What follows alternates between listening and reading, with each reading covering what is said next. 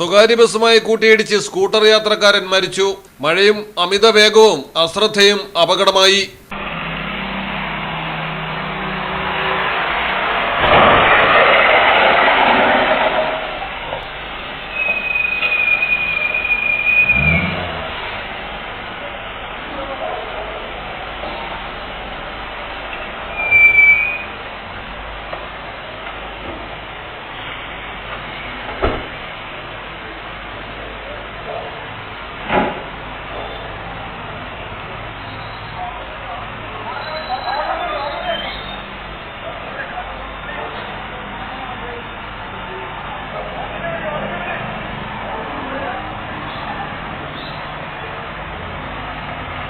Kozhikode medical കോളേജിന് സമീപമാണ് അപകടം നടന്നത്.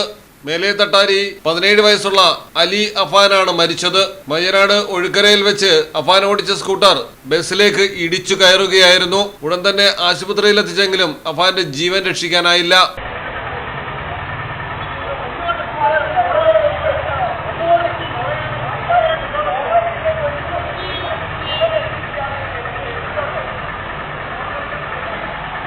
മലയാളം ടെലിവിഷൻ, കോഴിക്കോട്. പത്തരമാറ്റ തിളക്കത്തോടെ 10 വർഷമായി പവൻ ഗോൾഡിൽ ആദ്യ കാതുകുത്ത് തികച്ചും സൗജന്യമാണ്. മാത്രമല്ല, പരിചയസമ്പന്നരായ ലേഡി സ്റ്റാഫുകളാണ് നിങ്ങളുടെ കുഞ്ഞുങ്ങൾക്ക് കാതുകുത്തുന്നത്. പവൻ ഗോൾഡ്, തിരൂർ.